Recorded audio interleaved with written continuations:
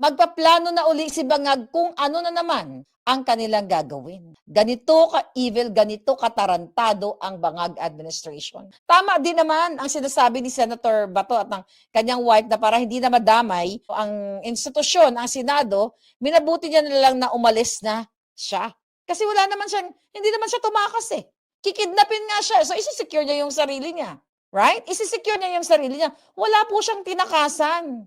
Tinitwist lang ng mga julul na mga bayaran ni Bangag ang katotohanan na walang jurisdiction ang ICC kay Senator Bato hanggat hindi pa natatapos yung kanyang petisyon sa Korte Suprema. Kaso lang likas talaga kayo mga julul na mga artistang mga, mga pokpok. Okay, sabi nga na nag-comment dyan, mga artistang patapon ang buhay na pumapatol sa mga politiko at kayo ay kasabwat sa pagdanakaw sa pera ng bayan. Kayo mga pumapatol sa politiko na binibigyan ng milyon-milyong allowance kasama kayong salot sa lipunan dahil yung nilalagay nyo sa kipay nyo, mga hayop kayo, pinangre-retoke nyo, galing yan sa tax money, mga julul.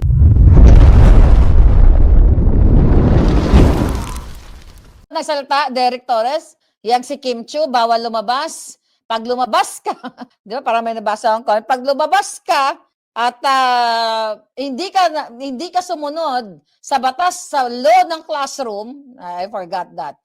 Itong si Agot Isidro, kaya alam mo to mga ito, yan, yung mga nagsasaltang yan, mga bobo. Ikaw, Kim Chiu, kaya minalas-malas ka, pati kapatid mo, niloko ka eh. At ikaw, Agot Isidro, kaya hindi ka mabigyan ng punla. Tama ba? Baka mali ako. Di ba walang walang punla. Kaya tuyot ka. Dahil punong-puno ka ng kaibil-ibilan.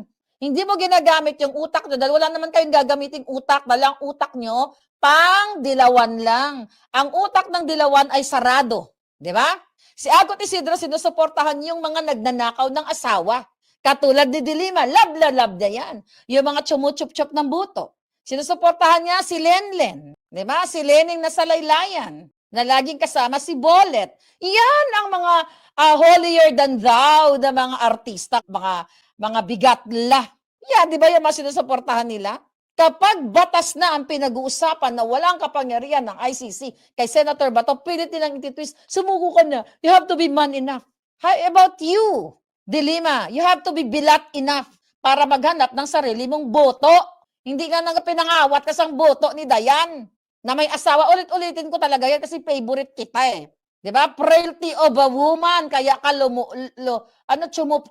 chumubat, chup-chup. At yan, idol ka ni Agot Isidro. Idol ka ni Kim Chiu. Yung mga hilig lumupyop ng juto, ng may juto. Mga alpoterang, mga hinayupak, wala kayong pinagkaiba kay Liza Tanas na alpot, magnanakaw, kidnapper. Sino yan? Bella Padilla na yan, Derek.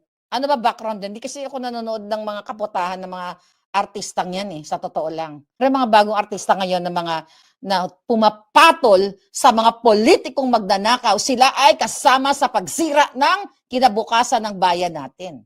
Pero si Kim Chiu naman, di naman pumatol. So hindi siya kasali dyan. Okay? Yun nga lang, sumusuporta siya sa mga nagnanakaw ng boto, ng may boto. Anong kaputang inahan yan? Ang sinusuportahan nyo, mga salaula. Sino pa ba sinusuporta na yan? Tirahin na natin.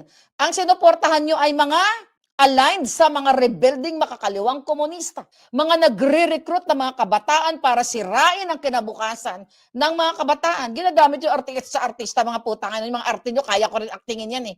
Visit kayo. Yung mga hayop na yan, hindi ginagamit ang utak. Kung yun ang panoorin yan, i-unfollow nyo. I-unfollow nyo yan.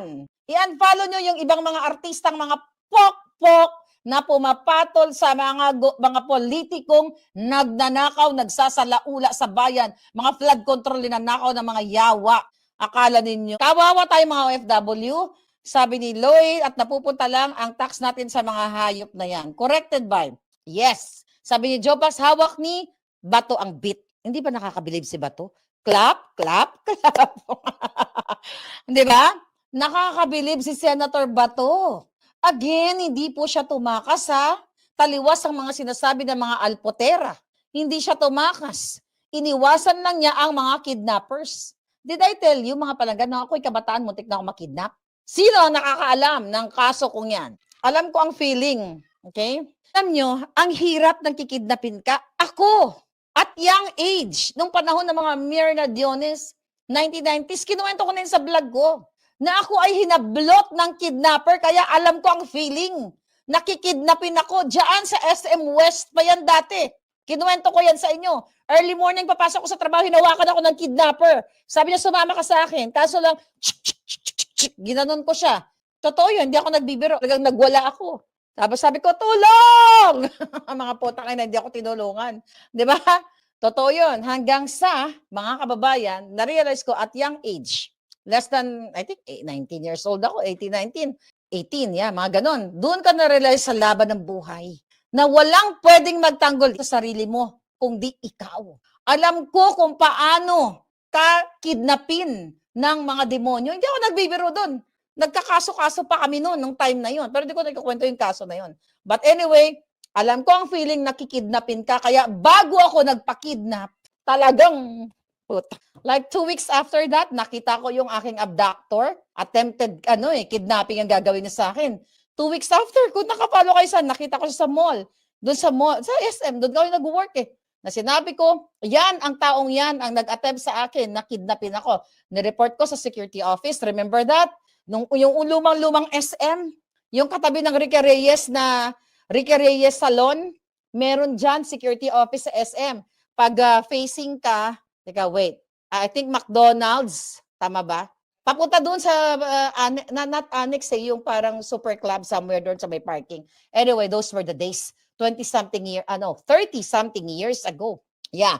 KB, napanood mo yon? Kailangan natin makatakas sa mga kidnapper.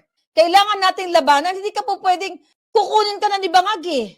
Di ba? Kukunin ka na, papatayin ka na nila. Pwedeng, sabi nga, may direktiba na basta kidnapin si Bato, may walang sasantuhin kung may mamatay kahit sino. Hindi yung nagpapauli ng buhay. Yung pagkanta ni Senator Bato ng PMA hymn, hudyat na yun. I was saying, sabi ko habang pinapanood ko yun, sabi ko, tangay na, talino nito ah. Siya ay kinakausap niya through that music, music, kanta. Sa pamamagitan ng kanta, ng kanilang panata, kinausap ni Senator Bato ang kanyang mga kabaro.